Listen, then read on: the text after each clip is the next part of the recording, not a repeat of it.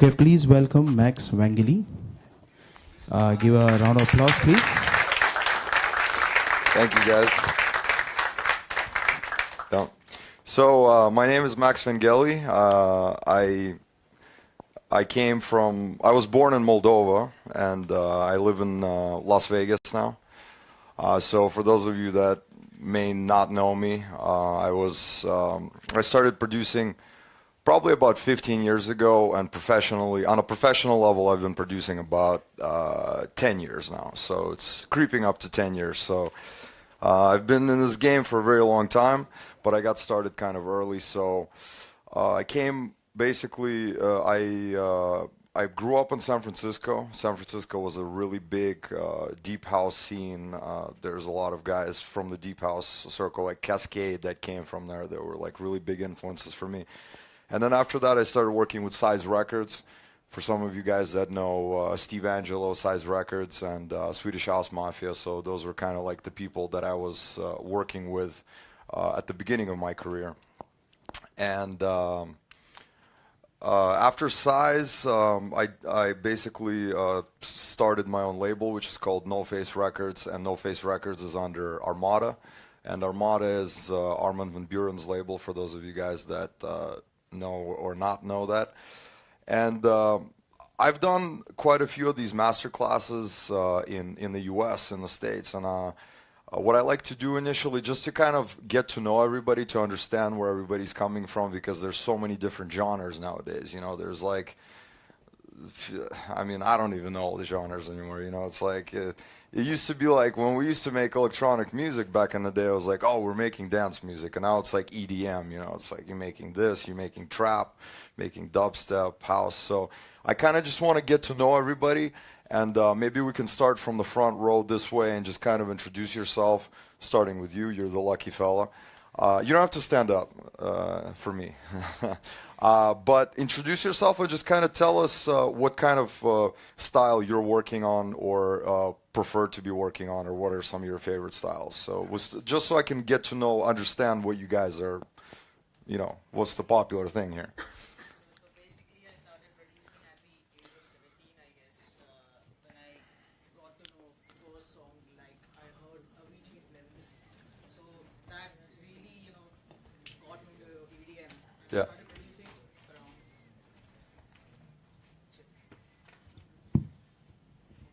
Yeah.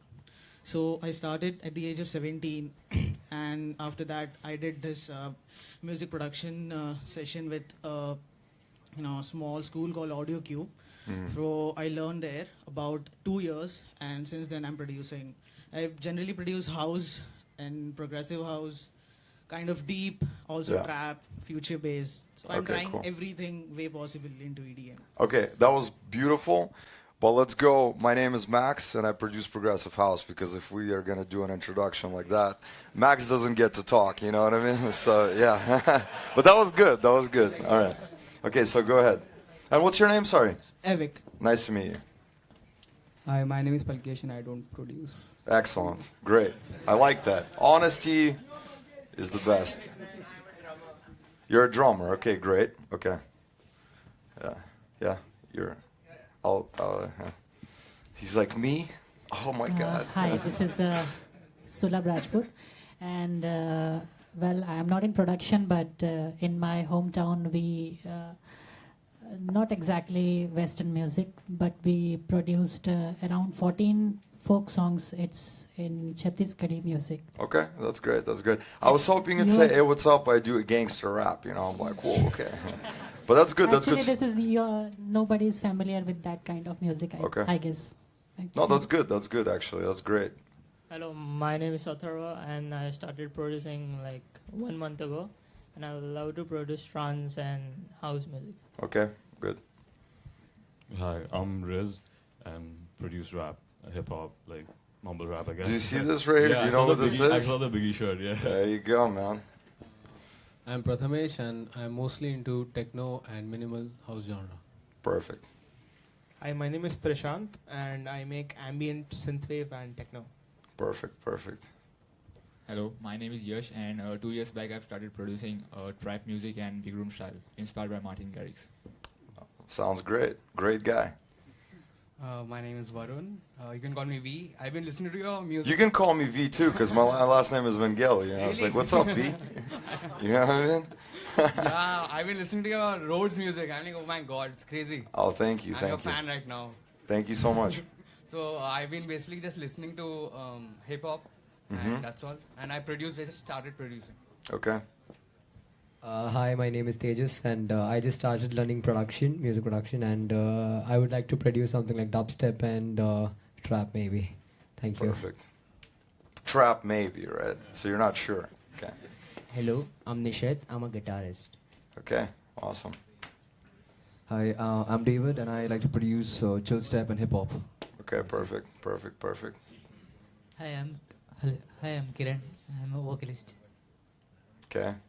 Yeah, my name's Gagan. I'm primarily a rock musician, a guitarist, songwriter, but I came to learn production through school and like currently being open to like multiple genres. So Okay. that's all. Okay. That's good. Hi man, my name is Ajay. Like, I've been producing for 1 year now, and I don't make one genre in particular. I like fusing up like trap, hardstyle, then like dubstep, trap. Like, I just like fusing genres. And you like the Raiders, I hope, right? Yeah.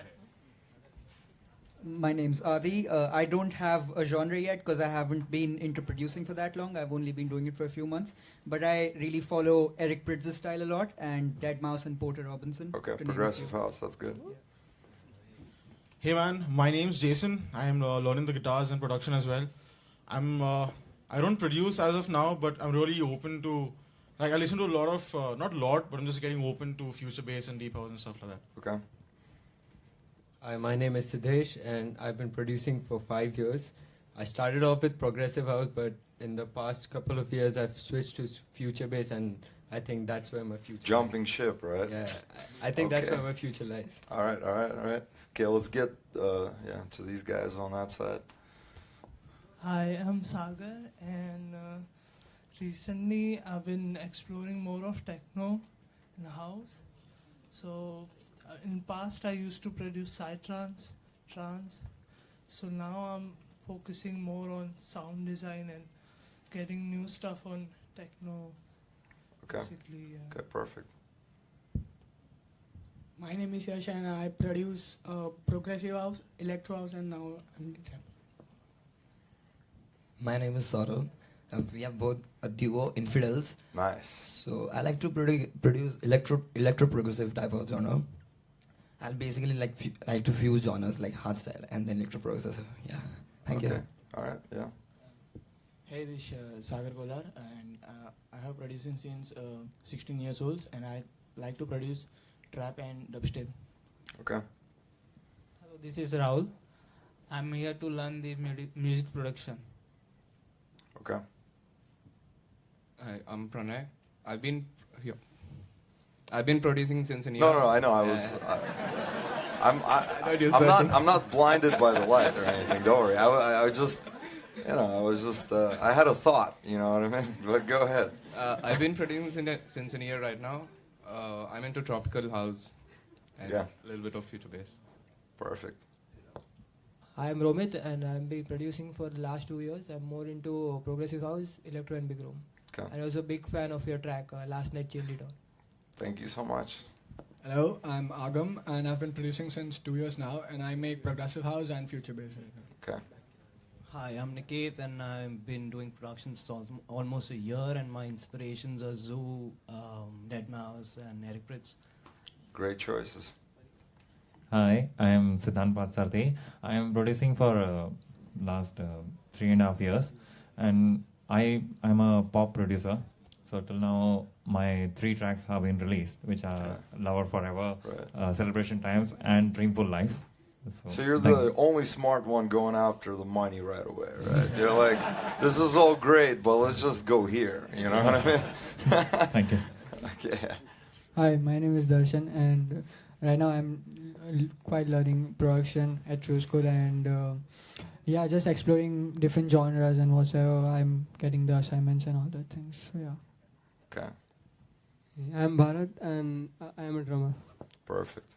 And here we go. We got a female in the house. Okay. What are you doing here? I'm Avni. I'm learning production. Learning, wow. I thought you were going to be like, oh, I'm a singer or something like production. Wow. I hope you are the one that actually makes it really big out of all these guys. You know what I mean? Just so you can, you know what I mean? I have this button. I didn't bring it. I bought it. I found it on the airline, actually. It said girl power. You know what I mean? I wish I had it today. So, yeah. Yeah, so it's been a year and I'm not in any particular genre, just exploring. Wonderful. Hello, my name is Deepak and I don't produce. I mean, I'm just. I'm just here with, yeah, for the free drinks, right? Yeah. I don't drink also. Hi, I'm Shrey. I'm not into electronic music much, but like I'm mostly into orchestral stuff. So that's what I like producing. That's wonderful, actually. Yeah, that's great. Great stuff. Film scores and all. So. They turned you on for a second. I was like, who am I talking to over there? You know what I mean? The secret. You know what I mean? Hi, I'm Hitesh, and I've been producing for 3 weeks, so can 3 weeks. That is like so exact. You know what I mean? 3 weeks and 1 day. You know what I mean? So can't really tell the genre. But let me ask you a question. Are we celebrating 3 weeks today, or is it like... Yeah, something like that. Okay, that's good, man. I'm into pop music, basically. Pop music, that's good. Hi, my name is Purnad. I come from a setup of playing in bands. I started with producing metal and rock. Now I'm going into electronic and a bit of jazz. Yeah, you realize that things need to change, right? Yeah. Hi, I'm Hardik, and I am... No anymore. Okay. Hi, I'm Tej. So I'm open to every genre there is. So, and I particularly enjoy making classical music and orchestral stuff. But from EDM genres, I enjoy techno more. Okay. All right. I'm Nishant. I'm Raf's friend. I listen to EDM music with him. So whichever artist he listens to. Great. Yeah. You're just jumping on the train, right? You're like, let's do this. Play me everything, you know what I mean? Let's get, yeah. Okay, good, sorry. Hi, my name is Kishore. I'm a sound engineer. My favorite genre is a new genre of EDM from India. It's called Item Number. And it's going to be the next big thing. There you go. I thought I was the only comedian in the house, you know what I mean? We got another one. That's good. Yeah. Okay. I know you. Yeah, I'm Anand. I don't produce, I hustle. Yeah, right. Okay. So, would you like to introduce yourself, sir, or what are you, special? He hangs out with Max Vangeli every day, and now he's like, dude, I don't do microphones, you know what I mean? Okay, well, this is great, guys. The reason why I like to do this is because, first of all, kind of like, just, open up a little bit to understand what you guys are listening to and stuff and what you like to produce. And what's really nice is that, as you noticed, I mean, I'm sure a lot of you guys know each other already, but as you notice that nowadays there's so many different genres. There's so many different directions and stuff, and it's constantly changing. And the point that I'm trying to make with that is it's really, really important to do everything, because kind of like don't try to put all the eggs in one basket, and over the years I've produced all sorts of different stuff. When I started producing, I started doing deep house, and then I went into progressive house, and then after progressive house I started doing a little bit of a little pop music, a lot of pop production, and then like some hip hop stuff, some trap stuff now, back to progressive stuff. Some pop again. I used to be in a rock band also. I play guitar, I play some piano, bass. The most important thing that I think a lot of musicians and producers in general really underestimate is the fact that since we come from a very unorthodox way of making music, a lot of professional musicians, we call them professional musicians that play, instruments or come from a music background with like a music education, for example. For years they wouldn't take this seriously. They're like, oh, what is this, like computer music? It's like, what is this? And then all of a sudden, when you think like that, all of a sudden, it took over the world, basically, electronic music. So what I'm trying to say is that you guys need to continue working on that and trying to be as versatile as possible.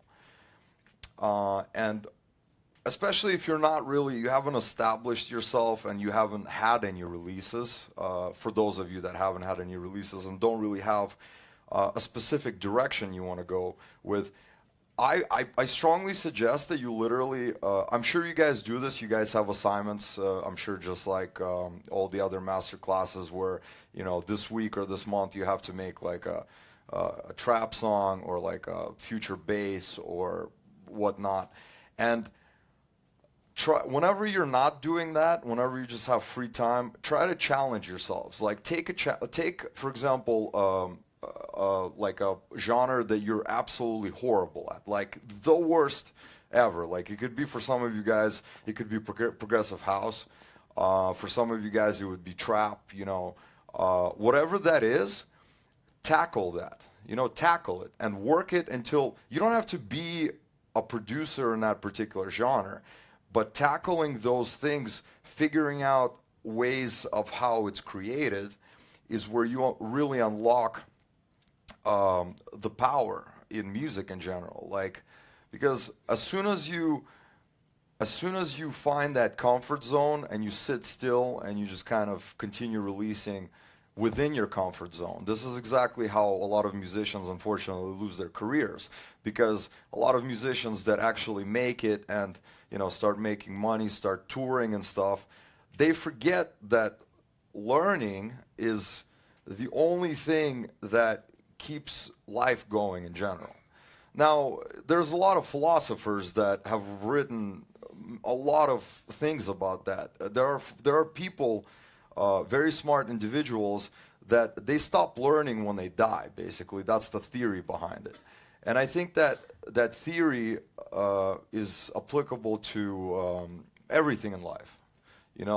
Like if you're if you finally were able to purchase your first house or whatever, and you're horrible at, I don't know, washing dishes, I don't know what it is. I don't know what you guys suck at.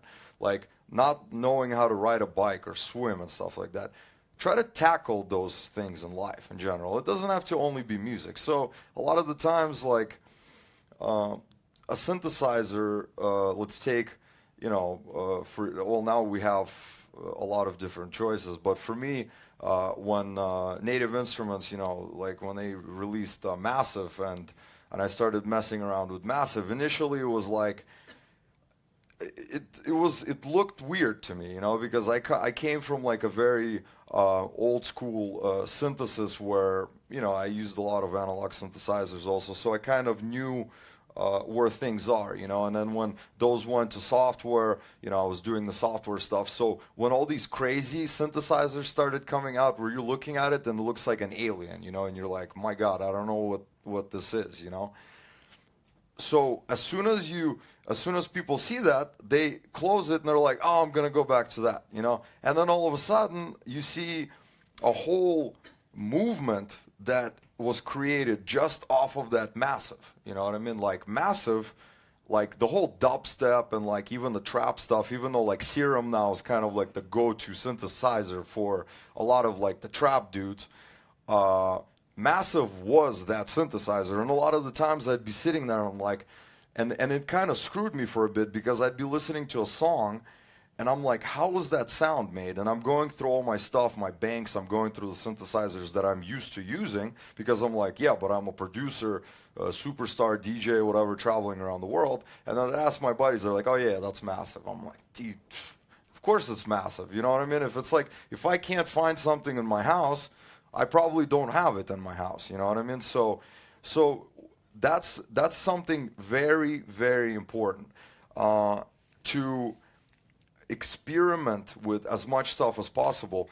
And after that, after you've kind of like tackled all of the favorite synthesizers, the ones that are kind of like the go-to synthesizers, the next thing that I had to learn with time is, I think Skrillex was actually one of the guys that I heard that was doing that, where he would take a synthesizer and he would learn it like where he can make cat sounds on it. You know what I mean? Like find that synthesizer that you love, that you learn how to do, and if that's the synthesizer that is your favorite, and nowadays with any synthesizer you could pretty much create any sound. You know, like especially like that's why Serum nowadays is so popular, because Serum is you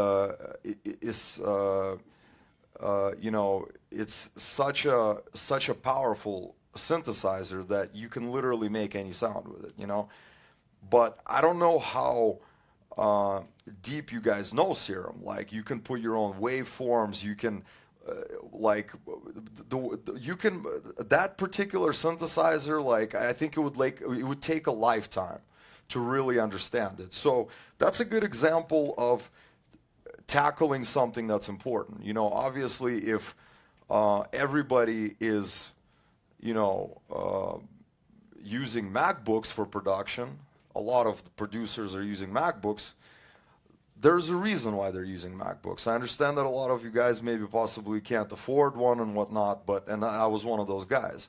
And then I was the guy who was always saying, oh, PCs, you know, all the way, this and that. And when I finally got my first MacBook, I understood, you know, how stable the machine is and stuff like that.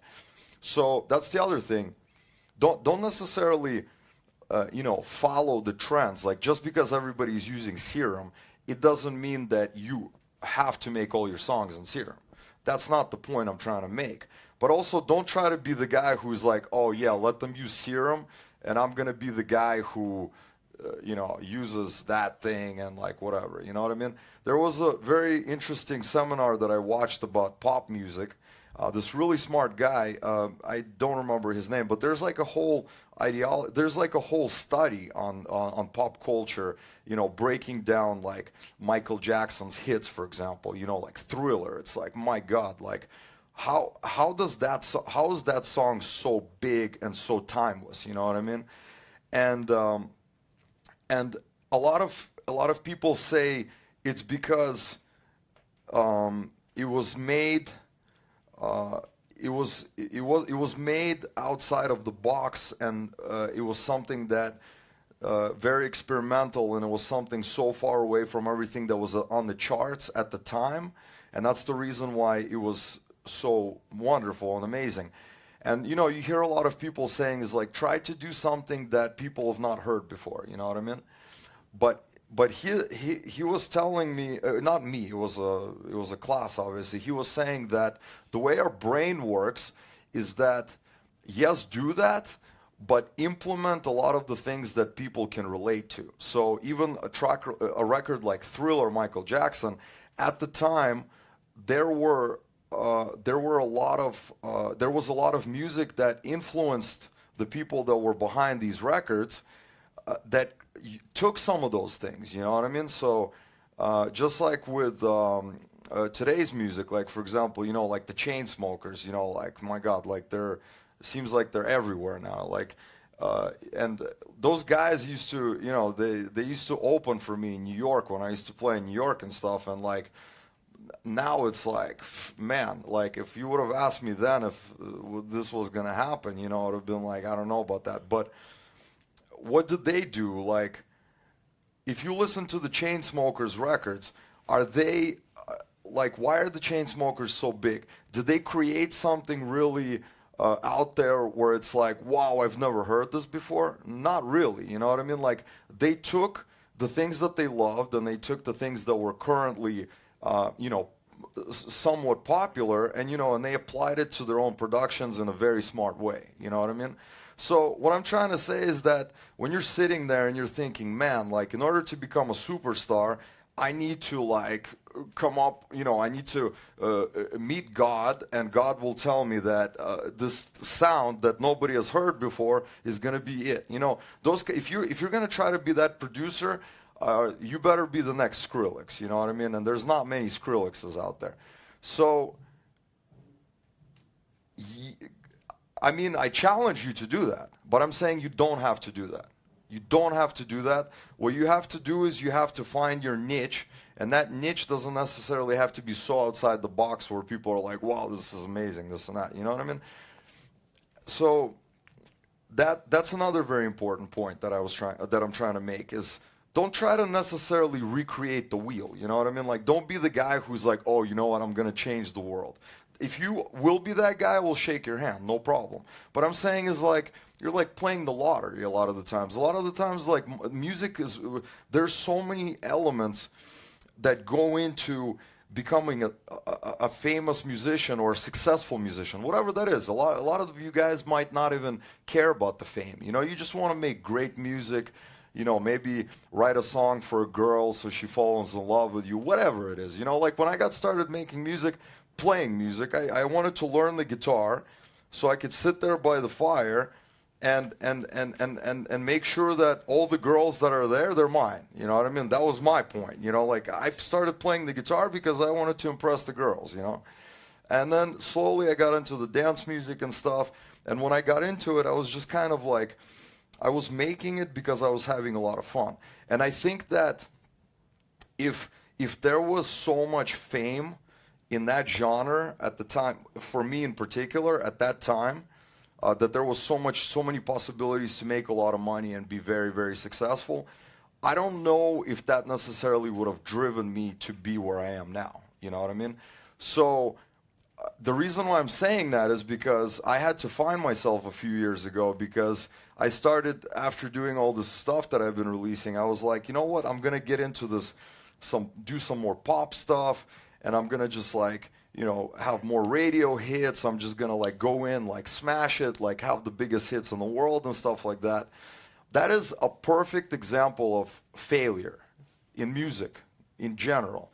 If you go in the studio telling yourself that today I'm going to make the fattest record ever and it's going to be #1, it's going to be a smash, I guarantee you it will never happen. I guarantee you, I can bet anyone $1 million right now that it will never happen if you think like that.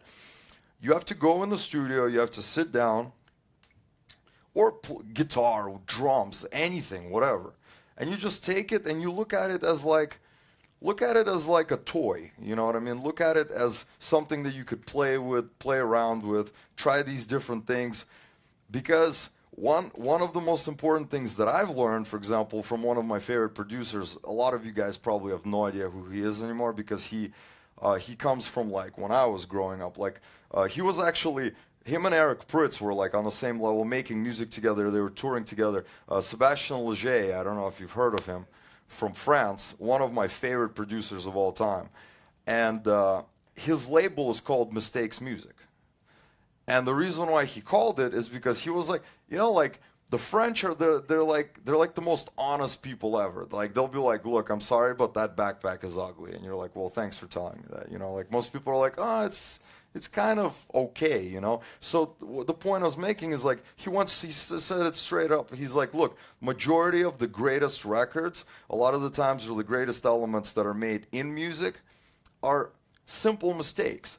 Sometimes you move the MIDI file to the right, or like you erase something, or like you place a note somewhere in a place, and you're like, oh my God.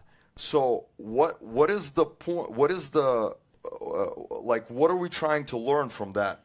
What I'm trying to say is that a lot of our brains, since we're constantly surrounded by, within certain environments, of course, listening to these pop songs on the radio or whatever you guys are listening to, and your brain is constantly, you know, it's constantly getting used to, or to an environment, whatever you are in. Like you're constantly learning. You're learning something, well, like without even realizing that you're learning. You know what I mean? So if your brain is constantly listening to a certain style of music, for example, and you're listening to this pop record by Britney Spears, and everything is like, oh, this melody is like, you know, like when you're listening to pop music, a lot of like new age pop music is a bit different because it's a lot more experimental. But like the older pop music, like in the early 2000s, like late 90s, like you already knew which chord was coming next. You know, you're like, oh, okay, A minor, C major, you know, G, okay, E, whatever, okay, we get it, you know. And it all comes from the Beatles. Like the Beatles were like, the perfect harmony. Like the Beatles were like, when you're listening to their chord progressions, they're like, they sound flawless, you know what I mean? So that's how your brain thinks. So when you're making music in the studio, your brain is like, okay, I'm going to play this chord, and then, okay, what is my brain saying? Okay, then I'm going to play that chord, and then I'm going to play this chord because, oh, okay, the melody from that. Okay, so your brain heard it somewhere that the next should be like a D minor. You play the D minor, and try to, as soon as your brain says, go there, be like, no, no, no, brain, I'm going to go there. And then all of a sudden you're like, oh my God, that's crazy. You know what I mean? Take like a chord progression and just flip it. You know what I mean? Take, you know, your typical chord progression and literally just take it and flip it and try something different. Try something so try like inversions. Like for those of you guys that may not know what chord inversions are, like I strongly advise all of you guys to look into chord inversions. Basically, on a very, very basic level, I'm not going to get into chord inversions right now because it's you know it's another topic. But you know, like let's say you know a chord is made from you know first, third, and a fifth, like a triad, basically. But everybody seems to think that you know if you're doing like a G chord or like an A minor and stuff, that the root note always has to be an A, for example. You know what I mean?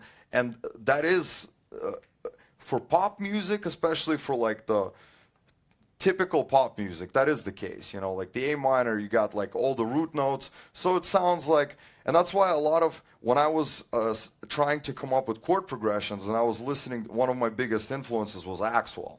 Axwell is one of my favorite producers at the time. And I was listening to his chords, and I could never understand why they sounded so damn good. Like and then you go to the sheet music and you're like, okay, A minor, G major, and it's like, okay, but that's not how it sounds. Those are chord inversions, and you need to learn those in order to make your chord progressions a lot more lush and smoother, and they sound more. Not necessarily like, yeah, even harmonically beautiful and whatnot. So that's another thing, is that those are some of the tricks that you have to really experiment.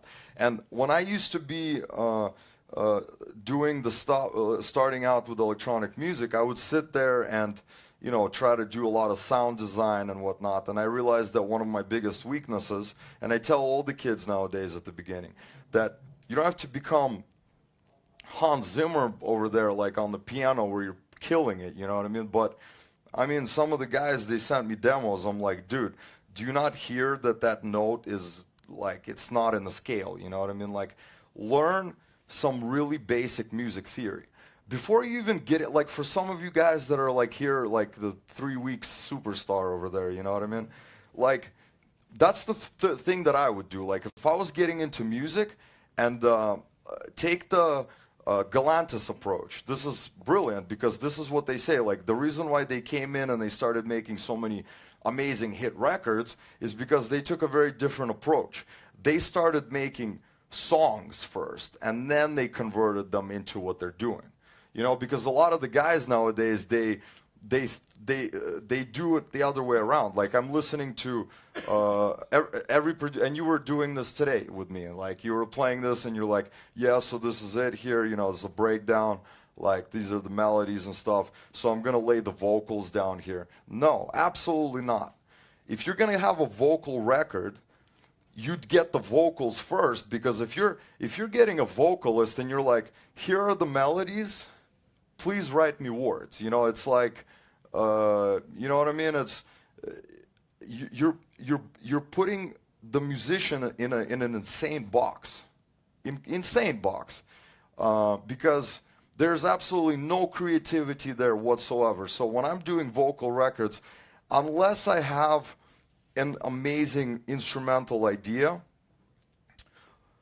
I try to start with the vocals. So before I even get into the whole production, all you need is a chord progression. Like a chord progression, you can give a nice chord progression to a singer, and they could be like, oh, what do you think about this chord right there? It's like, okay, no problem, this and that. But when you're finish a record and you give it to them, you're like, man, like, okay, so that's why so many people struggle with vocals, and the vocalists struggle in electronic music a lot, because they do that. You know, you send in an idea and you're like, here you go. So unless you're sending this to somebody insanely good, like, you know, I'm sure that if you were to send that idea to Adele, she would be like, no problem, here you go, you know what I mean? But you're not working with Adele, and you're not working with 50 songwriters that are providing that for you.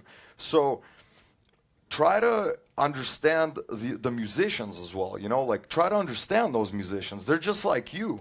They're like, they need some kind of like freedom to express themselves, right?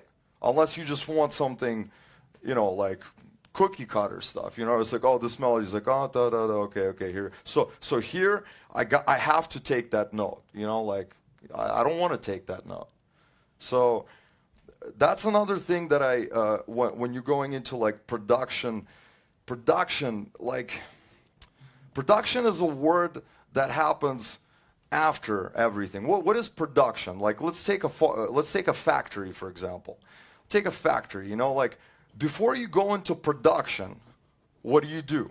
Before you go into any production, you come up with a concept. Like let's take, I don't know, let's take Louis Vuitton, for example. Like, do they go to the factories and be like, okay, guys, today we're going to be making backpacks? You know, of course not. They go in there and they make sketches, and when the sketch is finished, then they go into production. So when we're talking about production, that is the last thing that happens at the end. When you already have the idea, you have the melodies, some like rough sketches of this and that. So if you guys are the guys that are trying to get into like, especially like pop music, I heard a lot of pop producers over here that you guys are trying to get into like pop production and stuff like that. That's something to think about. If you have an opportunity to obviously work with the actual musician in the studio, depending on what level we're talking about here. You know, obviously, if you make a beat for Rihanna, you know, you're not going to be working with Rihanna. You know what I mean? And I think that's another mistake that I made in my career. Like I was like, oh, okay, now I'm kind of famous. I'm going to be making all these like pop instrumentals and sending them out to everybody because I got connections with all the majors and stuff. And guess what? Like, you can ask any electronic producer that you love, any of them. Like I can name, I'm not going to name any names obviously, but I guarantee you that majority will tell you like, yeah, I make a lot of pop records, but like usually like they don't get picked up because like, especially when you're working with like, when it's a big artist, you know, that's why they have producers, their own producers, you know, that they sit in the studio, they're like, okay, so Rihanna's range, like for example, a lot of the guys would be like, let's say you're sending an instrumental to, like Rihanna is working on an album, for example, and they're like, okay, they accept a lot of demos, send it in from producers and stuff like that. Like Rihanna has a range, you know what I mean? Like every vocalist has a range. So when you like send something to a vocalist and you're like, here we go, and they're like, dude, like this is here and I'm here, you know what I mean? That's another thing to think about. Very important. Versatility, you know, be able to, like, for example, as soon as you run into that issue, you should be open. And this is why you don't need to get your songs to a level where it's like, oh shit, if I have to move this song 3 steps down or 2 steps up in the key, the whole drop is going to be, oh my God, Jesus, oh, my drop. Man, forget about your drop. You're making music over here. Like, I hear all these guys are like, oh man, like I'm working on this fat drop, man, this and that. I'm like, yeah, great. Okay, you're working on a fat drop, but listen to your vocals. It's awful. You know what I mean? Like, what is important to your music? What is the most important thing when you sit down and you're writing a song? You know, like, are you going for like a record that is going to work on a dance floor, or is it going to work like on a radio, or is it going to work? You have to be very specific about what you want, because a lot of the guys, they tend to lose themselves and they send me these records and they're like, yeah, I'm like, yeah, this drop is cool, but what about everything else? Like, a lot of the new generation kids, they're like screw the breakdowns, let's get to the drop. You know what I mean? And like, okay, well, it's like, you know what I mean? It's like driving somewhere. It's like, yeah, you still got to get there. I get that. Like, everybody wants to just get there, but like, just be patient, man. Like, just be patient with your music and like, look at it from like, just listen to it. Listen to your own stuff. And I'm telling you, like, if you're going to be honest with yourself, if you're going to be honest with your own music, that's when you're going to make great music. Because if you're one of those guys who says, oh yeah, I got the sickest shit, yeah, my beats are sick, this and that, and then like your friends are like, yo, dude, I know nothing about music, but that shit sounds awful, you know what I mean? So it's like, that's great that you got confidence, you know what I mean? You're going to be able to use it when you become a superstar, that's great. But if you can't be honest with your own music, you will never make it. And I'm going to tell you something very honest right now. I tell this to every single masterclass that I do. Out of all of you guys, if you were doing the math, maybe one of you will make it. Maybe one of you will make it. Now, the next question is, how badly do you want it? You know, how badly do you want to make it? You know what I mean? So in order to really want to make it, you have to be as honest as possible. You know, when you're overweight and you go into the bathroom, for example, and you take a shower and you're like, oh yeah, I'm not looking at the mirror. You know what I mean? Like, not today. You know what I mean? If you're one of those people, you will never make it. If you're like, oh, I don't know, like, yeah, I kind of, I don't know if I feel great or look great, whatever, but it's fine, I'll wing it. Never make it. If you're unhappy with something, you go in and change it. If you're overweight, you go to the gym and you change that. You change it. You find your weaknesses. If you suck at breakdowns, you sit down and you work on these damn breakdowns for 2 years until they're perfect. If your drops are horrible, you sit there and you make drops for 2 years. And then you glue them together and be like, boom, now we got some progress over here, you know what I mean? Be honest with yourselves, you know what I mean? Like, because what are we talking about? Like, if lie to your mom about drinking or not drinking. That's fine. It's okay. Mom doesn't need to know. But when you're sitting there in the studio and you're like, oh yeah, I'm kind of okay with this, whatever. You know, listen to it, like, and compare, like, and this is the other thing. We are learning right now. A lot of musicians also, like the young guys, they think like, oh, okay, and once you made it, that's it. Like, you don't have to like compare. Like, when I'm in the studio, I'm literally, before I even start any project, I listen to about 30 songs, some new stuff, some old stuff, and I try to wrap my head around a concept. What was that musician thinking when he wrote that record? You know what I mean? Like, you listen to some like Oasis, older Oasis records, like when you listen to some of those guitar chord progressions, you're like, and the melodies and stuff like that, you're like, my God, that's so great. And what's the first thing that we say to ourselves? I would never be able to do that. Of course you would never be able to do it because you've never tried. You know what I mean? So I listen to people all the time in my own industry. I listen to people, I try to copy certain things in my own industry of people that are my friends in the industry. They don't even know about that shit, you know what I mean? I'll be hanging out, be like, yo, what's up, dude? Yeah, the song you sent me, like, he's like, yo, I sent you a song. And I'm like, yes, I'll get to it. I listened to it for like a second, sounds good. So sounds good, man, sounds good. In essence, I'm sitting there, I'm like, oh my God. How the hell did you do that? You know what I mean? I'm not going to be like, yo, bro, because like once you hit a certain level, you can't, I mean, I don't know. We have like this musician code. Like when you make it, like you don't hear too many producers like, yo, bro, how'd you make that bass line? You know, because it's like, what do you mean you don't know how to make that bass line? You know what I mean? But you guys are not there yet. Like, talk to each other. Like, if I was to be like, if I was lucky enough to be where you guys are with the class and stuff, like, what are we doing here? Jesus, like, you guys, like, I learned music. There was this there was this book that I found online. It was like, history of dance music or something. Like, I'm reading through this book, and then like the other one I got this like history of synthesis, and I'm like, this wave, that wave, okay, that's great. When Benny Benassi released Satisfaction, I think the entire world was trying to figure out what the hell is sidechaining, you know what I mean? It's like, Jesus. And I was using Cubase at the time. I don't know if any of you guys use Cubase, but yeah, okay, okay, all right. Do people know what Cubase is? Zed uses Cubase, by the way. Probably the last man. Cubase did not have sidechaining, okay?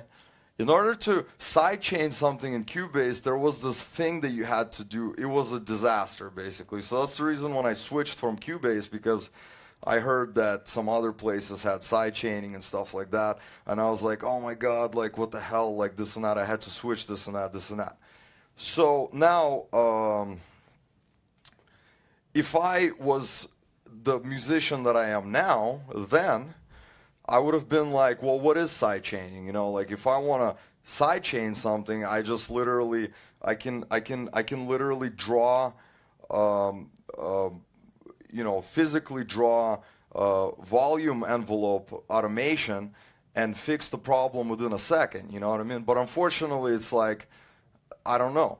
So the point that I'm trying to make with this, do you guys know who Steve Duda is? Obviously, the guy who made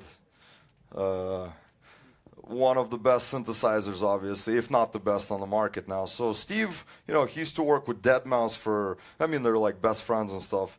Both great guys. Steve is, he actually mixed my first record I ever released. And it was released on Chris Lake's label. It was called Crazed.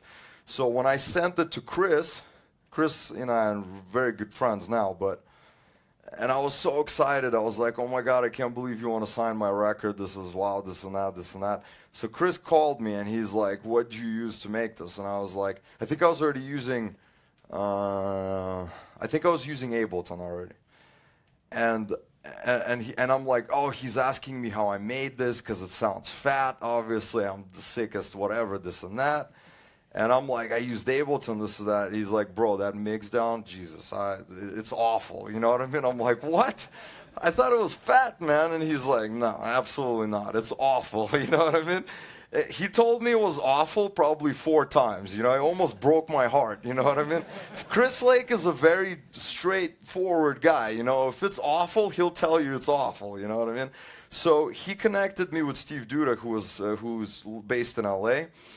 And Steve helped me mix the record. So we spoke a lot at the time, and we discussed a lot. I mean, I was just picking his brain. And Steve Duda is one of those guys that likes to talk a lot because he's very proud of the fact that he's very good at what he does, obviously. So if you ask him a question about something, you better brew some coffee because it's going to be for 2 hours, you know what I mean?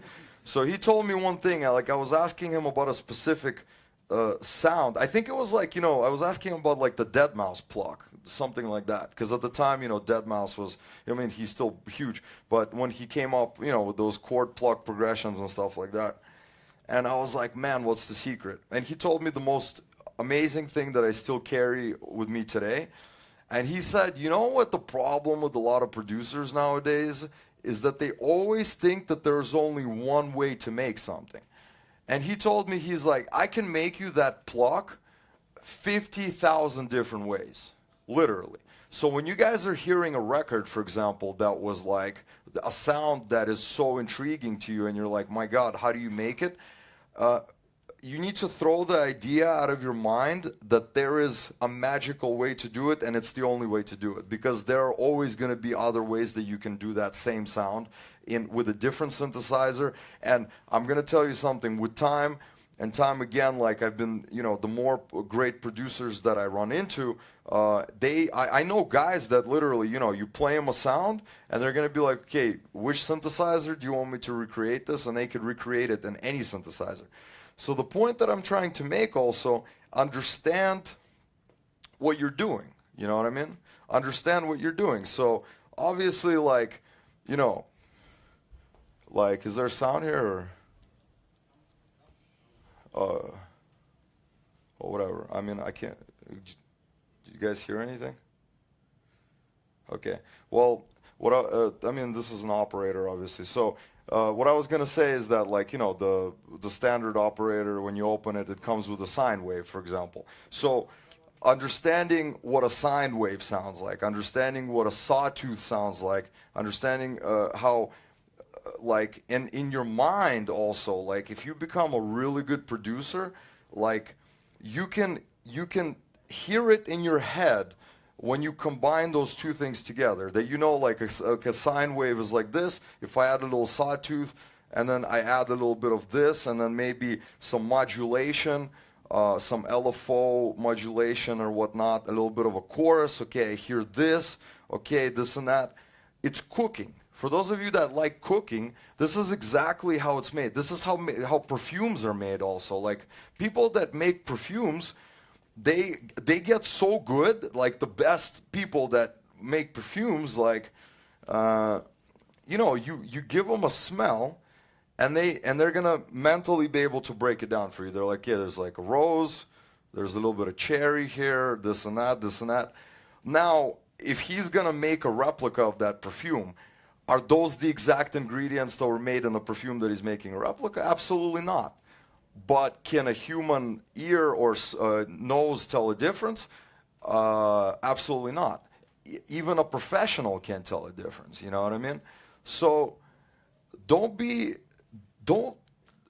always think that it's something, because sometimes I think like synthesis it's almost like a magic trick, because like there are a few records that I've been trying to break down myself recently. Like Valentine Khan, Deep Down Low, great record, great record. I was sitting there for hours trying to figure out how he got it to sound so dry, so fat, with so little low end, because that record doesn't have too much low end, for those of you who know that record. It doesn't have too much low end, but it sounds so fat in the club, it's ridiculous. And I was trying to like this and that, and my God, my head was going crazy. And then this guy came over to me. He's a really big he does synthesis, and I would love to tell you guys who he is, but maybe I'll tell you after. I got to look him up. He makes synthesizers also, sample libraries and stuff like that. And he flew into Vegas, like he makes patches for like a lot of like for Nexus stuff, like a lot of his sounds, like I know that he was telling me that like Calvin Harris uses a lot of sounds in pop production and whatnot, and I'm like, bro, please sit down. I told him, like, sit down. And he's like, what's up? I'm like, hey, one sec, let me play something. And he's like, kids, Deep Down Low, what's up? I'm like, yeah, I know what I've heard the song before. And I give him the synthesizer, and I'm like, bro, please. And he's like, okay, one sec. And he puts on his headphones, and he's like tweaking something, this and that. And I think he used Serum, actually, Serum. Because at first I was like, oh, it's some sample that, you know, God gave him only to one person, and he's like, you will go to hell, but this is your hit record, you know what I mean? Within 3 seconds, this extraordinary individual, you know, he's like, this one? And I was like, no, bro. And then when you see that, like with the magic, when a magician reveals a secret, it's like, are you kidding me, man? Really? That's all it is? And that really all that is to it, you know what I mean? Because when your brain hasn't heard something and is not used to something, then it automatically feels impossible, you know what I mean? This is why I'm telling you that, like, when you are messing around with synthesizers, start with a basic sine wave. Really listen to it, you know, make chords with a sine wave, and then slowly add another maybe sawtooth or something, you know, maybe add a bit of, not much, like just start balancing those things, you know, and treat it like cooking, you know. Your first soup is gonna suck for sure. your mom is going to be like, look, I love you, but Jesus, like, I'm not eating that. Like, if you're trying to kill the whole family over here, you know what I mean? That was a great way of doing it, you know what I mean?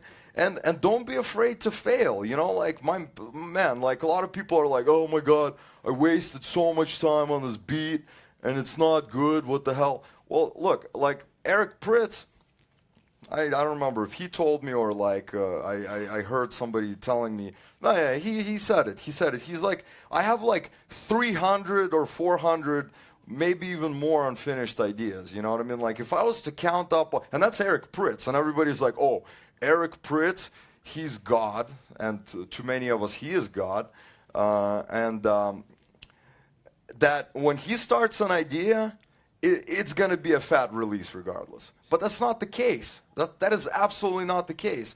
Like a lot of people think it's like, oh, you know, this guy, you know, like that, you know, Skrillex, you know, everything he touches is gold, you know? Absolutely not. He made a lot of shit records that none of us have ever heard. Probably records that he would be like, he's too embarrassed to even listen to himself, you know what I mean?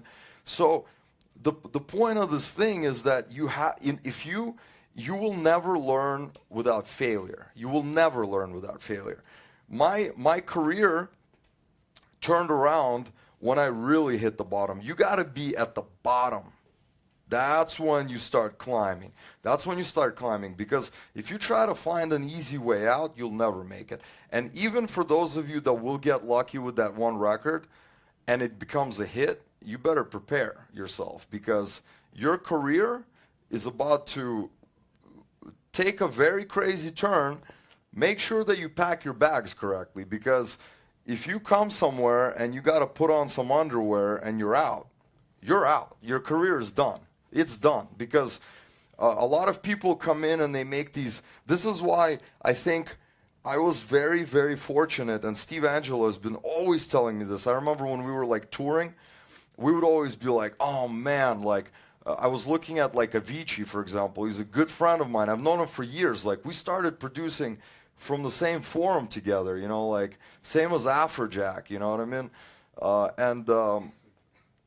And they just blew up so freaking fast. I couldn't believe it. They were so big. Like I was like, I can't believe it. What the hell, you know what I mean? And Steve would always tell me, he's like, but be careful for what you wish for, because right now you're climbing slowly, you know, it's taking many, many years and stuff like that, and you're learning, you know, you're understanding what's happening in the industry and everything like that, and everything is very cool, calm, and collective, you know. And then what happened with Avicii? You know, he got so big, he got too big for himself, you know what I mean? And that's a scary thing, because what he was going through, it hurt me inside, because the guy that I knew, you know what I mean, is not the guy what the industry created out of him, because he wasn't prepared for that. So that's the other thing. Prepare yourselves. Like, be prepared for what's coming. And I'm not talking about like on a massive level like that. I'm talking about, like, for example, as a producer, if you make a hit record, and it really blows up, you're sort of expected to be a superstar. So if Rihanna, why do I keep going to Rihanna? Let's take someone else, for example. I don't know. Who? Give me your favorite artists out loud real fast. Oh, there you go. Yeah. So, yeah, there you go. So he calls you and he's like, dude, that song you made, crazy. What's it called? I'm flying you out in my studio. Let's do this, you know, and you fly in. And you got the confidence because you're the biggest superstar in the world. And then he's sitting next to you and he's realizing that he's like, yo, like, do you know how to make music? You know what I mean? Like, I understand that you have a hit record over here, but do you know how to make music? Martin Garrix was a perfect example of that. Good friend of mine. But I'm going to be very honest. When he created that song, Animals, if we take it back then, I was playing at Tomorrowland, and I just got finished playing with Antoine. We were in the green room, not in the green room, but in the artist village and stuff. And he comes up to me, and I didn't know who he was. Like, the little kid, young, my God, he comes up, he's like, hey, what's up, man? Like, can I take a picture with you guys? Like, massive fan, this and that. And he told me, right, he's like, oh, I don't know if you've heard, I made the song, it's called Animals, this and that. And I remember that because I remember, like, I have pretty good memory. We take a picture, this and that, and that was it. I didn't see him for a while. And then, everybody knows what happened after that, obviously. Animals became a massive smash hit. And when that happened, I remember, and he was so young, and I was like, oh my God. And I even had a talk with him after that. I was like, man, like, just family, just, you gotta stay humble, you know, it's tough, man, it's tough. And he did it. He figured out a way to stay humble. His main focus was obvious, like I got to meet his parents on his 21st birthday. We were celebrating it in Vegas. The guy just turned 21. Can you believe that? Like, so when we're talking about when he came up to me, like, Jesus, he must have been like, I don't know, like, no, not 18. What do you, yeah, 16, like, yeah, like, I'm 15, 16 years old. And you know, when you have a record that young on your hands, I was sure that it was going to ruin him. I was positive it was going to ruin him. But he made the right decisions. He stayed humble. And now he's a mega superstar. And at this level, now where he's at, his career is never going down. Like, it's forever. You know what I mean? So prepare yourselves for greatness always. And the other thing is that, like, look, I'm not telling you guys to be like assholes, girls. We have a girl in the house, I forgot. Also, don't be like, but also at the same time, stay humble. But at the same time, when you are working on music, put a little bit of that superstar in yourselves, like, you know, just, but not too much, you know, control yourselves, like, but give yourselves that confidence also, because unfortunately in the music industry, like, since it is entertainment, that's the other thing that I want to dive into as far as the actual music business, music industry. And guys, listen, I'm going to be very honest with you. My MacBook, unfortunately, my battery died when I was, I don't remember where I was, but somewhere in India. So I'm using the guys' laptop. So I don't have any projects with me. If I had my projects, I would show you guys some production stuff. But afterwards, after I'm done with the industry talk, if you guys have specific questions about production, whatever, I can definitely talk about it and answer any of your guys' questions. That's why I'm, you know, this was really last minute. They told me about it, so I'm going to be doing a little bit like more speaking, because I know you guys are sitting there, Jesus, this is boring. Like, show us some beats, man. What the fuck, you know? You know, but yeah, so I apologize. No beats today, you know what I mean? But okay, so the industry real quick.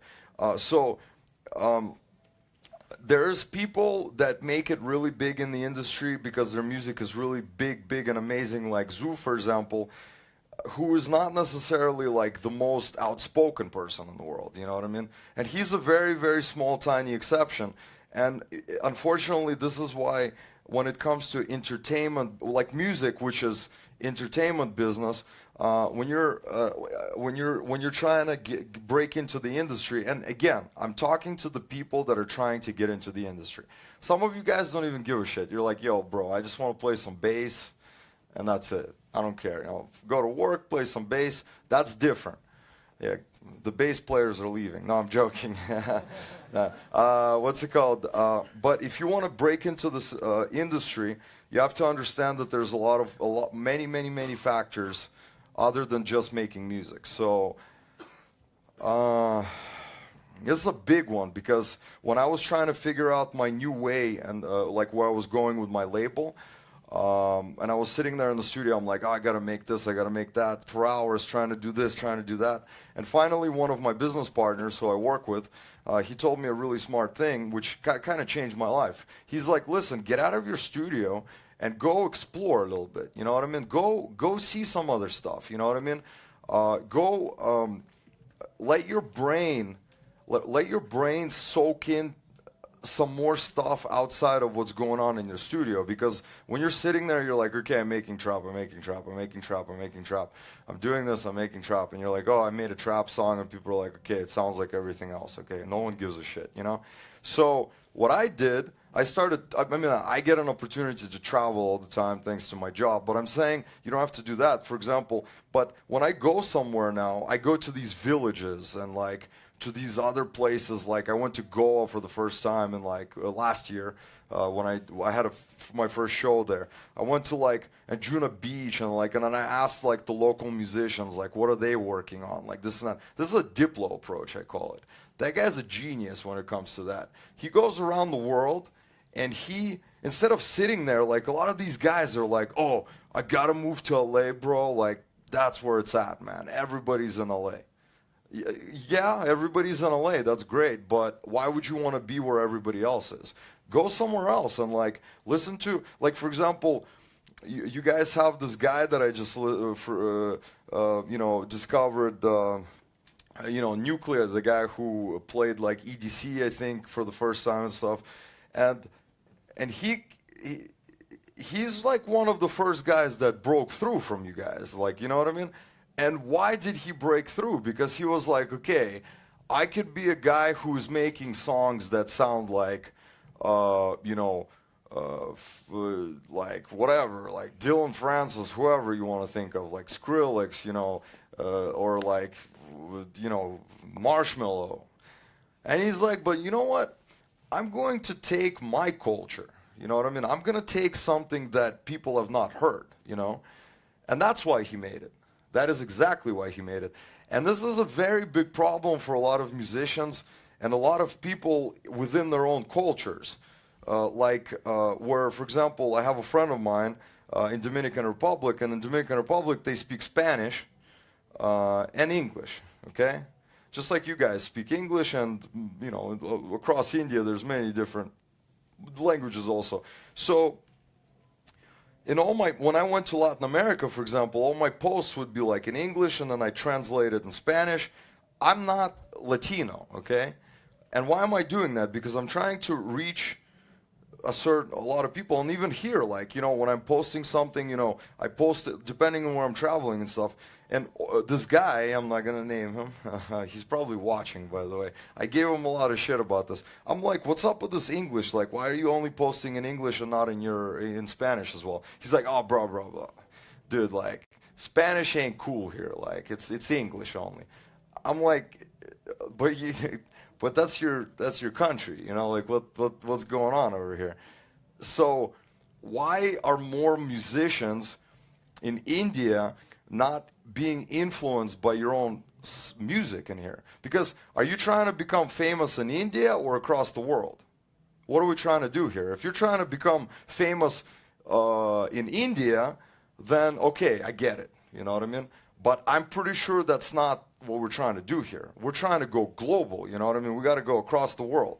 So when Punjabi MC, for example, came out with his first hit and took the world by storm, that's when Jay-Z was like, that's what I want, you know what I mean? So why aren't you guys doing that? I don't understand.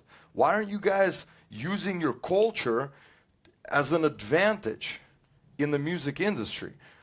And the reason why it's such an amazing advantage is because there's not enough of it out there. Like, you guys have so much potential to break into that, you know what I mean? Like, you already guys, like in Hollywood, for example, there have been multiple massive hits that were obviously coming out of India, like a lot of them, you know what I mean? And why aren't we doing this with the music as well, you know what I mean? Create a fusion, you know what I mean? Do something that you know better than anybody else. Because why is Diplo coming here and like, oh yeah, I'm gonna do that, you know what I mean? And you guys are sitting here, you're like, what is he doing? Jesus, what is this? Like, I don't understand. Like, like I was in the gym the other day, and there was like music videos being played, and it was like all this Bollywood stuff. I was running like this. I couldn't get my eyes off of it. I was like, man, this is amazing. Everybody's dancing. The choreography is amazing. Like the the quality is so like everything is really great, you know. But you talk to a lot of the younger generation people here, and they're like, "Oh, Bollywood, oh my God, like it's awful," you know what I mean? It's not awful. It's your culture. It's your culture, and it's very powerful. It's very powerful. So why are you letting people from the outside come in and take what's yours? Take what's yours and take it internationally. Don't let other people come in and take your stuff and be like, oh, okay, take it. Yeah, you could take it. You know what I mean? That's a stupid approach. So use that to your advantage. You guys, like, do you guys know how big you are, like, around the world? Like, it's a pretty big place, you know what I mean? Like, and everybody in your country, as soon as you this is the other thing, as soon as you become somebody for a second outside of India, even though inside here, oh, God forbid, one of you, is producing some kind of like an Indian melody on the trap beat because people won't listen in here. But who gives a shit about in here?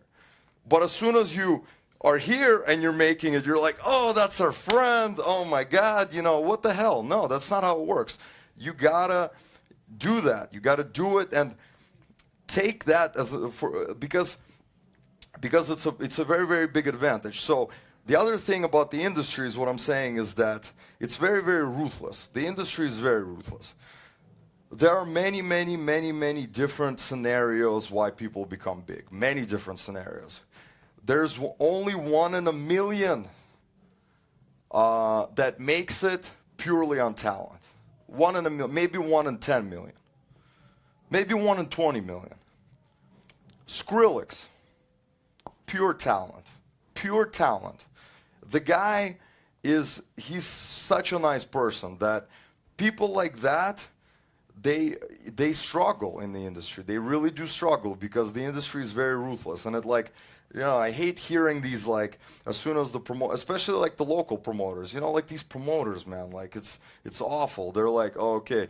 They're like, you come to them and you're like, oh, listen to my music. They're like, yeah, we don't care about your music. So how many people you got on Facebook? You know what I mean? Like, and that's reality. And imagine it's the same thing on a very, very mass level. So for those of you that think that, oh, the local promoters don't support the local talent and we hate them, guess what? I got bad news for you. That's how it is on a global scale. Like, there's a reason why certain superstar DJs don't perform at EDC, they don't perform at Ultra, or here and there, or they perform more in these regions, they don't perform in these regions and stuff like that. Like, I hear a lot of like people talking about like Sunburn, for example, like what's it called? The son of the Sunburn Festival, the producer guy. And in India, it's like, oh, whatever, he's so lucky, whatever, screw him, this and that. No, that's not how you look at it. It's a game. This is a game. You're playing a game. The music industry is a game. It's a game. You got to take everything that you got and take it to your advantage. If you're funny, like take Dylan Francis, for example, as a perfect example.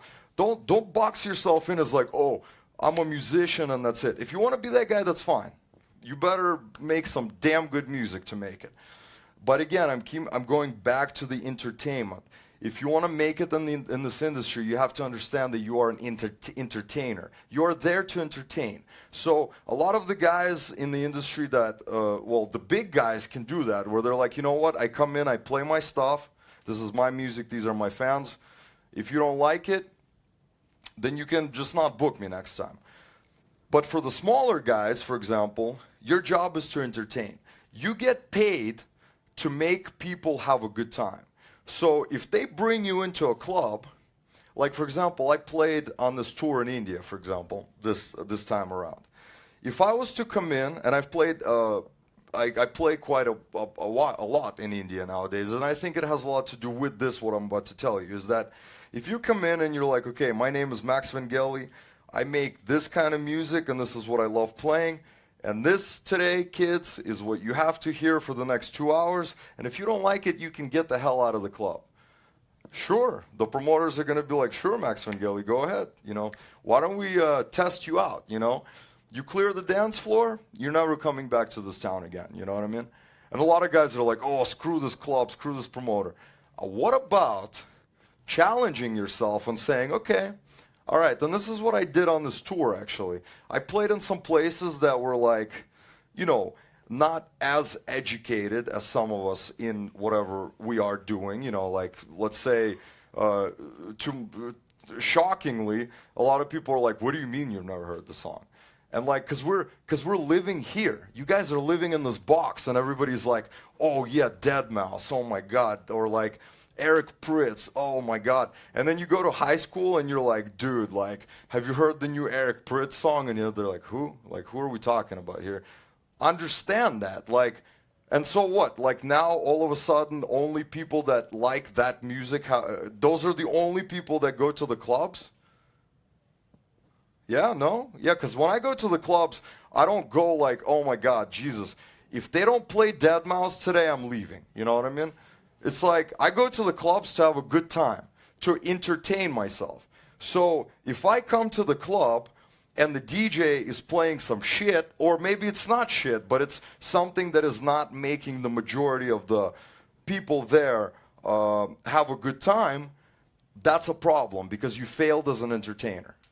And if you failed as an entertainer, that's not the promoter's fault. That's your fault.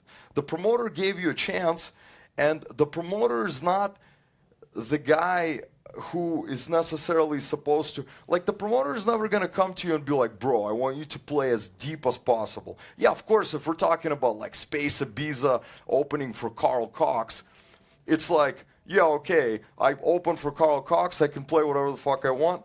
Like, there's a crowd there. Like, a lot of these festival DJs, they become super big, and they're like, oh my God, I'm smashing it, bro, I'm smashing it. Look at this crowd, it's going crazy. And then you put them in a 200-room place, and they clear the dance floor. Because they're like, wait, I thought I was a superstar. You are a superstar, but, you know, when you're playing in front of 20,000 people where you can't even tell if they're moving or not, you know, that's an easy job, you know what I mean? The gods, you know what I mean? Like, get that out of your mind. I think the most difficult job for us is those rooms in front of, like, God, I remember going back to the days when I was like, when I was a nobody, and I was like, my job is to make sure that those 20 or 30 people there are having the best time. And I remember there's a story about Steve Aoki, actually, where I forget who told me this, but this was years back. It was years back when Steve Aoki was like, he was already big, but not like massive. And he was playing somewhere, and a person that I was working with was at the show, and he was like, you know, I came to the show and I was watching Steve Aoki, and it was not packed. There was not like a crazy amount of people and stuff, and like, but the way Steve Aoki performed is as if he was playing in front of 20,000 people. It was the same exact show. You know what I mean? You go in and you kill it every time. And you adjust. You always adjust. Because if you don't adjust, if you don't learn how to adjust, this is going back to the same thing that's happening with a lot of the progressive house guys, who are all these other, God, I hate reading these tweets about these guys that are the older generation guys talking all this shit. You know, it's like, oh, this music sucks, man, this and that. You know why they're saying that? Because they don't know how to make that music. That's the only reason why they're saying that. It's jealousy. Jealousy on the highest level, absolutely on the highest level. Don't be those people. Do not be those guys. Be the guys that are like, okay, my shit's not hot anymore. What's my next move, you know? And in order to be making those steps throughout your career, you need to be prepared. Now, this is why before you even send your first demo, to any label, be prepared that they will sign it. Be prepared that they're going to be like, what happened with me, for example, I wasn't even prepared, honestly. It took me about 2 years after releasing my first track to kind of get back into it, you know what I mean? Because Chris Lake, he hit me up and he was like, yeah, this is great. let's do this. Let's make an EP. I think call it Crazed EP. This is great. Yeah, send me some shit. This is going to be wonderful. And I'm like, when you tell me send me some shit, do you mean like, how do I put this? That's the only track I got. You know what I mean? Like, I don't know what kind of EP we're trying to put together over here. But, and I was in a bit of a pickle. And then actually, I ended up moving. Chris knows this, that I moved away from the label because he was kind of like listening to my ideas and nothing was clicking. Then he asked me to do a remix for him. And it was kind of shit. And like, he's like, yeah, this is cool. But yeah, like, let's try something else, this and that. And I was brutally honest with myself. And I was like, Max, you're not ready yet. You need to step away. Stop wasting this guy's time. You signed a record. Be happy. Just step away. And I stepped away and I got back into the studio and I came out with Size Records. And then next thing I knew, I was touring with Swedish House Mafia. You know what I mean? Because I looked at myself in the mirror and I said, I'm not prepared. And I stepped away and I did something else. So in order to do that, you have to really kind of be prepared as far as like a, like a chef, you know what I mean? Like, if you get hired in a really nice restaurant, you better be prepared to make everything, you know what I mean? If they ask you for this, you got to know how to do this. If you don't know how to do this, you tell them that you know how to do this, and then you go back in that studio and you work your ass off until you figure out how to do that. And you come out, you're like, here you go. You know what I mean? Also, that's the other thing in the industry. Like, never say no. As soon as you say no, that's the last time they will ask you. If somebody asks you, can you make me this? You say, yes, I can make you this. How fast I can make it for you, I'll have to get back to you on that. But always say yes.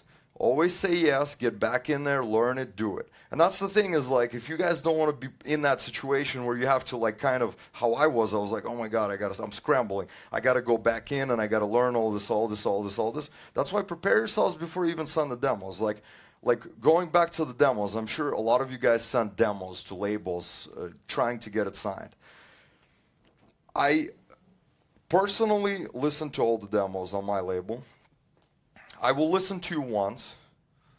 I will listen to you twice. I will not listen to you again, ever. If you become a superstar, well, I mean, congratulations, but I will not listen to you 3 times.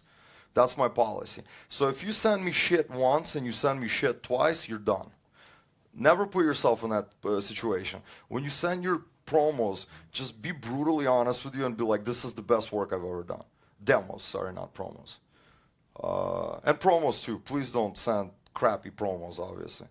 But if they're promos, then they got signed. That's the label's fault. You know, if they sign a shitty track, you can kind of be like, yeah, that's the label, it's not me. You know what I mean? Yeah, so that's kind of like the industry talk for you guys. You know, it's and this is what I was talking about. When I said when my business partner told me to get out and just explore, kind of, he wasn't necessarily talking about like musically, you know, connections. You know, like the reason why I'm here, even though I'm supposed to be in Nepal technically, because I was in between. I played in Bangalore, and I played Mumbai. That was the first at the beginning of the of my tour. Is because I'm here. I made a lot of very good connections, and I'm just doing a lot of like groundwork and whatnot, talking to you guys. You know, just meeting people. Expanding as an artist, expanding as a human being, you know what I mean? Those are the things that we're talking about. Learning, you know, like learning about the culture, the way you guys live, the way you guys eat, the way you guys do all those things. And in essence, my brain is constantly becoming more powerful. It's giving me a better understanding of like life in general. And music in general, because right now after this after this trip in India, after I come back from next weekend when I go back to my studio, like my laptop, unfortunately, has some issues, and my hands are like itching. Like I cannot wait to get in the studio and make some music. Like I'm dying right now. And beforehand, they would be like, "Oh God, I got to make another record." But right now, I'm like, "Oh my God!" Like I have so many ideas in my head. It's ridiculous. So, if you are in that situation where it's not clicking, stand up and do something else. Go ride a bike. Go find yourself a girlfriend or a boyfriend, whatever. You know what I mean? Like, do something different. Or for example, or how about this? Like learn a new instrument. You know, that's a great way of like really doing something different. Like for example, most musicians nowadays, they try to learn the piano because it's kind of like the layout is right there. Musically, it makes sense, you know. But for me, it was the opposite. Like I learned the guitar first, and then I started playing the piano. And then every single guitarist probably on the planet will tell you that, I mean, not every single one of them, where you're like, okay, they're like, I don't really know what that chord is called. Because guitar it's, you know what I mean? It's like, they'll play you something and he's like, oh, it's here, here, I could play it here, this and that. But if you really asked him, he was like, what's that? And he's like, I don't know, but that's right, trust me, you know what I mean?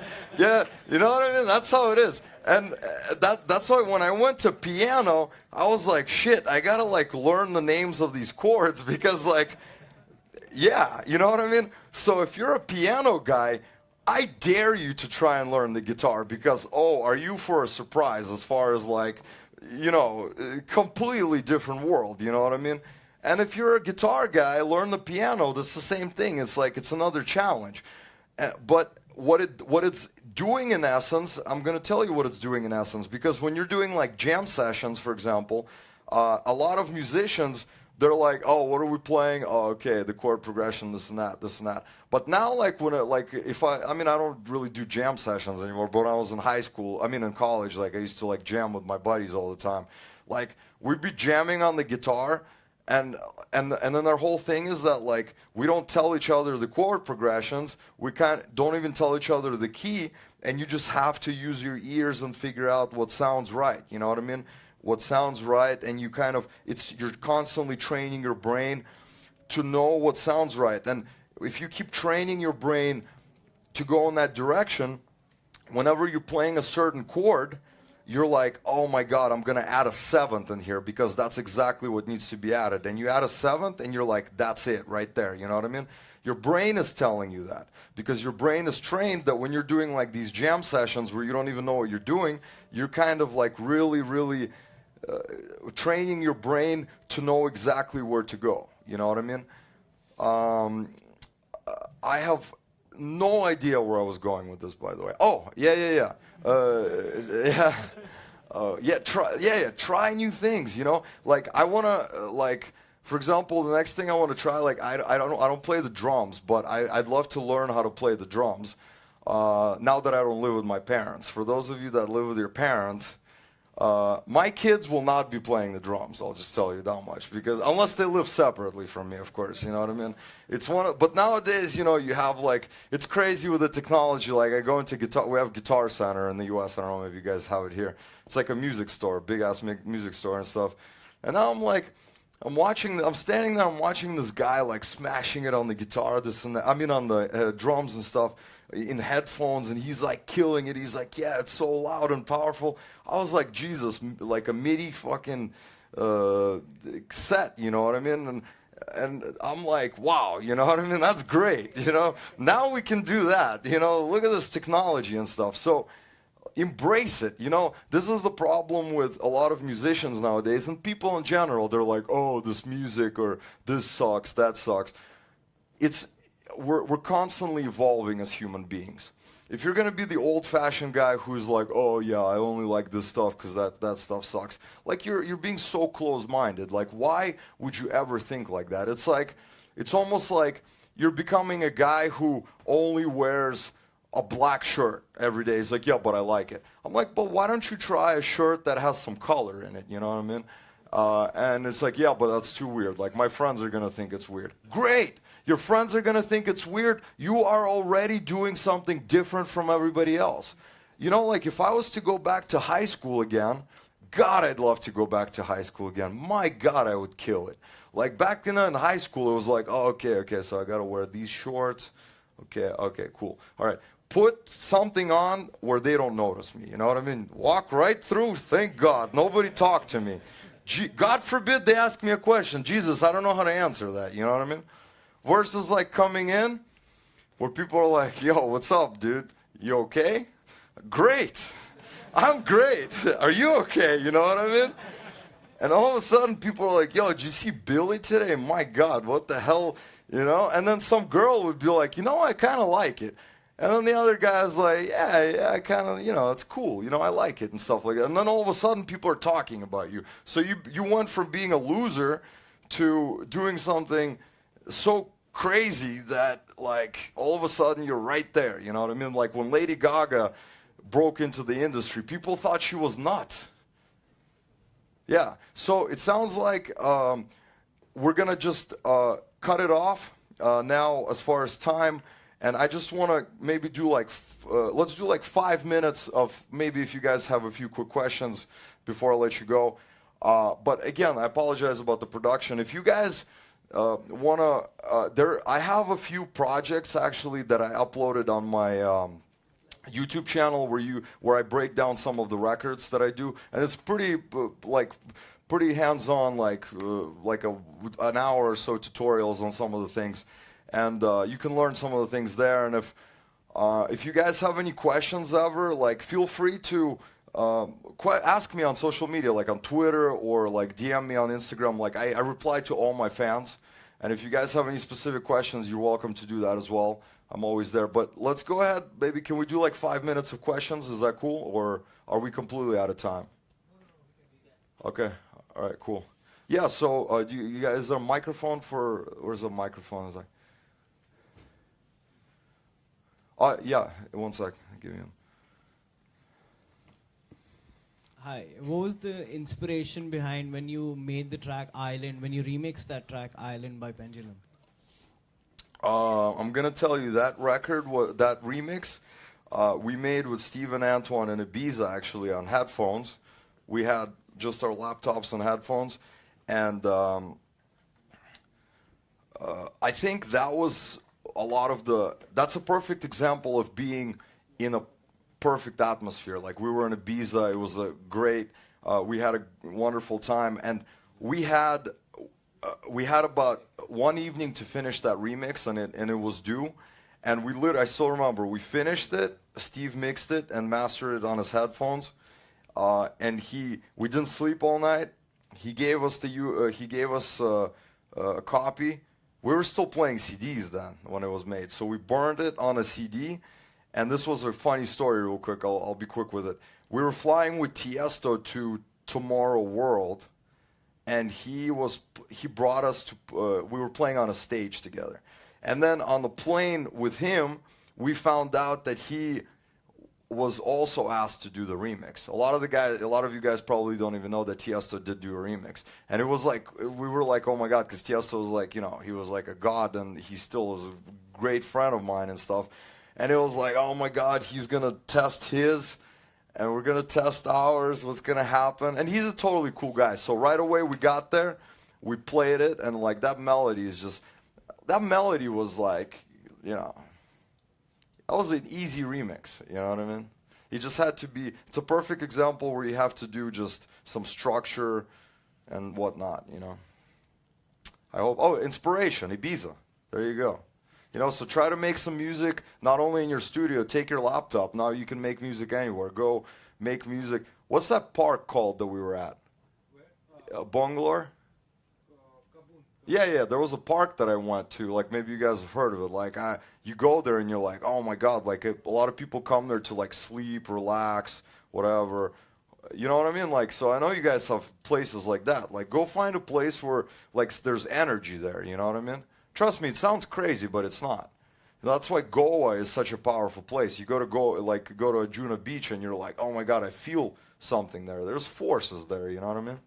Hope that helps. Yeah, go ahead. I like your shirt, dude. Thank you so much. I just wanted to ask that what will be your advice to a person who has just started production and has he's just learning instrument as well. He's just started. So what is what do you just suggest to him? How to just get going and stuff. Yeah, I would literally spend my life on YouTube right now. If I had YouTube back then, literally, I would just anything you can find on YouTube. Like I learned so many things on YouTube. So just find what you're trying to. Again, you said that you already started working on playing on an instrument and whatnot. So you're already moving in the right direction. So, or for example, even before getting into production, try to start making songs like melodies and stuff on the instrument, and then take that, and then find a program. I suggest if you want something easy, do Ableton Live because it's extremely hands-on, very simple, for beginners and whatnot. Take that program and start converting your ideas from the instrument, whatever you're playing, into slowly, chord progressions, drawing them out on the MIDI maps and whatnot. And then once you figure that out, then you start, getting into a little bit of sound design. Find out about some synthesizers, or even play around with the stuff that already comes with Ableton and stuff like that. There's many different ways to do it, but YouTube nowadays, man, just live there, and here, obviously, Yeah, I hope that helps. Yeah, thank you. Yeah. Hi, I've been following your work for quite some time, and I had a question. So a lot of your work with Size Records was you had that sound which was oh, this is Max's sound, like Gods, and then that collab you did with Antoine that had the red and yellow artwork. I'm forgetting the name. Yeah. But Tonight, I think. I think so, yeah. So you had a lot of sounds like that, and then I think last year you came out with 2 remixes. One was for Justin Bieber, Lost Frequencies. You did a bootleg or something, and Cascades 4 a.m. Yeah. So when you changed your sound completely, you must have gotten a lot of shit from your fans, right? Oh, yeah, of course. My course. God, he's changed. Absolutely. This is not the Max we know. So how did you deal with that, or did you deal with it at all? It was true. It was tough, man. It's still happening. People are like, "Oh my God, your music is such shit now," and what happened to you, this and that. The way I deal with it is I listen to my music then. Jay-Z has an amazing line about that. He's like, "Listen, I'm on that new shit. If you want my old shit, buy my old album. Go listen to my old shit." What are we talking about here?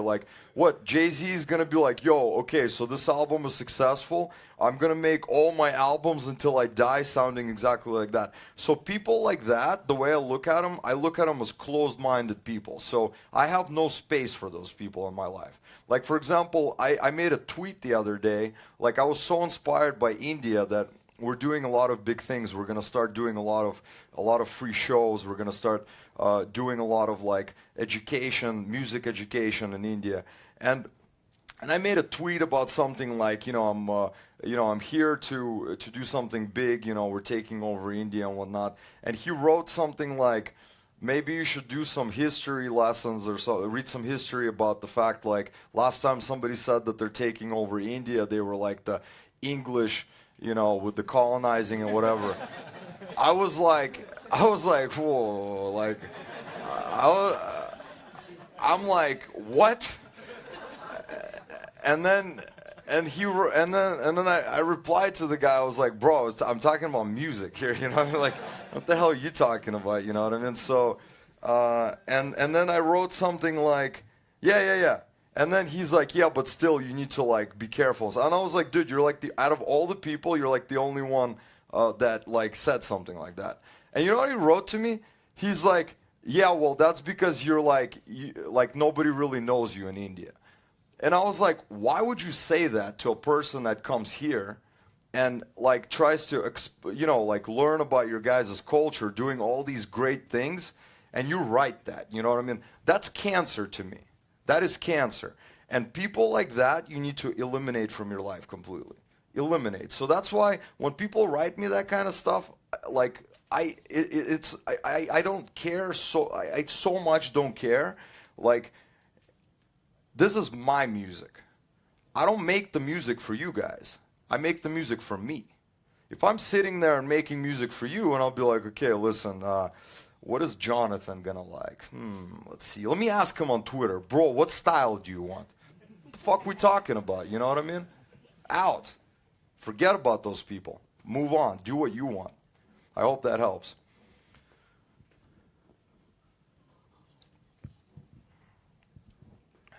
Hi. How do you approach your tracks, like whenever you sit down to actually create something from scratch, like and like what's your go-to plugin? That's two questions. Yeah, you know, actually, I actually don't really necessarily have a go-to plugin, but I do have like an approach that actually really helps me, that maybe will help you guys. It's really interesting. I figured it out recently, actually. I go through like some samples, and it could be literally like a one-hit sample or like a sound, some kind of like a cool sound or like a bleep or something like that, and I throw it in when I hear it. I try to build everything around that sound, because as soon as you get like a certain, like, because it already gives you like the key, for example. Like you listen to a really interesting sound, you're like, oh, that's really cool, like a really cool beeping sound. And then all of a sudden you put it on the loop, and then you build like a small chord progression, and then you put some drums and stuff like that. And then all of a sudden you're like, okay, you built a chord progression around that one little beep, beep, or whatever, like poo, or whatever sound it is. It doesn't matter what kind of a sound it is. So go through like your sample libraries or something, or like, yeah, or even a synthesizer with like a cool patch that you find, like a preset or something like that, and use that as the base of your entire record. Because it's almost like why are remixes so much easier than original records? Because they already tell you what key you have to use. They already tell you everything you have to use. So put yourself in that same situation when you're making music. Find a sound, and it's like, okay, that's my key. Unless, of course, you're working with vocals. Again, I urge you, please not to ever do that with vocals. But here, it's like, boom, you got it, and you build it around that. And I'm telling you, it's going to save you so much time. Like, try it. That's really cool. Yeah. So, just banking on this question. But the haters? No. On finding, so my question is that people, some of the artists that we know, they become famous because they have a signature sound. Yeah. So with changing times, obviously we have to adjust and make different kind of versatile music, right? So how do you incorporate your signature sound with changing styles in music? That'd be my question. A signature sound was created, I would say, in our culture. You know what I mean? That is not longevity at all.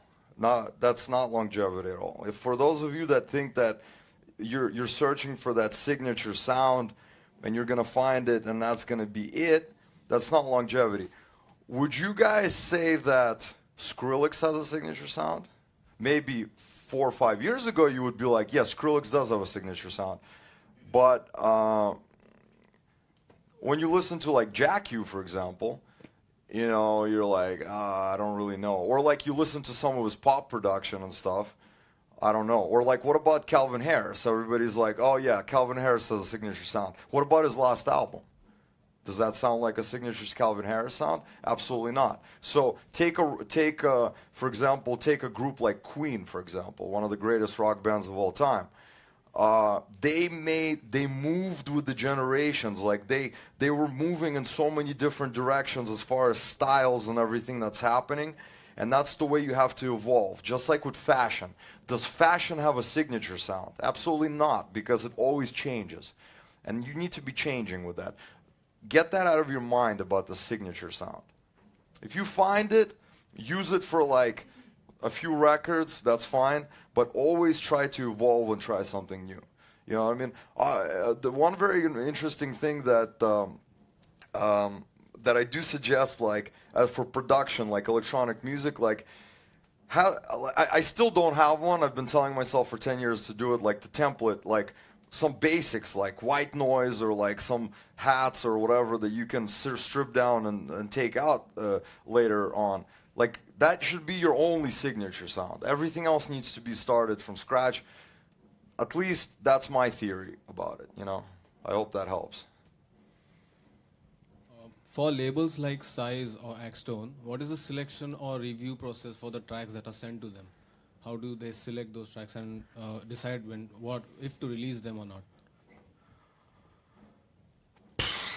Every single label is so different, you know, I'll be honest with you. Every single label is so different. Some labels, like Axtone, for example, you know, Axwell is very specific about what he wants. You know, like there's a certain sound in Axtone that he wants. So if you're trying to get on Axtone, you have to listen to what he's signing. It's right there, you know what I mean? It's like a lot of us always like, oh, what's the secret? The information is right there. Just listen to his records. Listen to what he plays. You know what I mean? Those are big hints. If you want to sign something to Axtone, listen to what Axwell likes. And I'm not necessarily talking about like, oh yeah, but like what about those radio records? I'm talking about the records, you know, the classic Axwell sound. Because like if you send me a record and even if I'm like moving in the direction of like whatever, if it's something that touched me here, I'll be like, okay, we're signing it. You know what I mean? It's all there. Yeah. You just have to look for it. Yeah. How much does stage name matter? How much what matters? Stage name. Your name. Stage name? Yeah. Branding yourself. Did Deadmau5 matter at the time? No, but... How about this one? I got a good one for you. Metallica for a rock band. You know what I mean? It's like Metallica. If you were to tell me that you're going to call your name Metallica, I'd be like, you're crazy. It's what you do with that name that matters. That's all that matters. So if you have a good name, like if you have an okay name, your real name, whatever, that is not something that, you know, only your mom can pronounce, use it. You know what I mean? That's your name. That's why I'm using my real name, you know. If it's a bit tricky, then, you know, shave off a few letters here and there, you know how it works. Yeah, you know. Yeah. By the way, can you text yeah, please. Hi. So dance music is normally very repetitive music. So how would you do something different while approaching repetition? How to make it sound more interesting? Would you say music in India is repetitive like 40 years ago? Generally, like repetition is a big part of music. Okay. But I guess... so have you listened to music in your lifetime or maybe in a previous lifetime that is not repetitive? Not really. But like I'm asking like how would you approach repeating like differently? How would you do it? I'm going to tell you, it's all about the hooks. So okay. If you can find something and put it on a loop and listen to it for 3 hours and then go biking or whatever the hell you do and come back and listen to it again and it's still on the loop and it's amazing, then that's it. You know what I mean? Okay. So step away from it though. Like it's very important to step away. And a lot of the times when I make an idea, we've all had those moments when we make a song and we spend until 6 o'clock in the morning. We were like, I don't care. I'm going to go to sleep. I'm not even going to go to sleep. I'm going to go straight to school. I'm going to make a banger, this and that. And it's so sick, this and that, this and that. You pass out for like 2 hours. You're ready for school. You're like, I'm so excited. You come back from class. You listen to it and you're like, Jesus, what is that? You know what I mean? But if you come back and you're like, damn, that's sick. That's it, man. You know, confirm with a few of your friends, you know. That's it. Maybe your mom, your dad, you know. Dad, what do you think about this? Dad is like, it sounds too repetitive. You're like, yes. Yeah. Okay? Okay. Yeah, okay. Well, let's take one last one, and I think these guys, they're like, they have to go, you know, they have to do things, right? Or who has to do things? They're like, you're draining our electricity. It's very expensive in India. So yeah, I really wanted to ask that, are you signing some new talent on your record label? Like all the time. Right now, it's only known artists like Corey James and everybody, Will K, and of course you. So are you planning to sign a new, artist on your label? Yes, I'm actually, I've signed already a few guys from India that people don't really know about. I've found some really talented people in New Delhi. I've discovered a guy in Goa, and I've heard a lot of great stuff here. All the time I'm on the lookout. I'm constantly looking for new talent. What Always. is the label sound exactly? Like, what are you looking for? Me? I'm looking for good music now. Oh. So I used to take a certain approach where it's like, oh, it's got to sound like this, but my new approach in with the label and everything that I do, the only thing that matters is good music. As long as it's good music, bring it, give it to me. Hits. I want hit records. I don't care if it's Punjabi music, you know what I mean? Like, actually, I'd love that. Like, that's what I'm looking for. I want to hear some cool shit from you guys, you know what I mean? So, like, I'm looking for interesting things. It doesn't have to be any specific anything. So, no problem. Thanks so much. Okay, guys. Thank you so much. I hope you learned something. Yeah. Now go out there and make some hit records, right? Okay.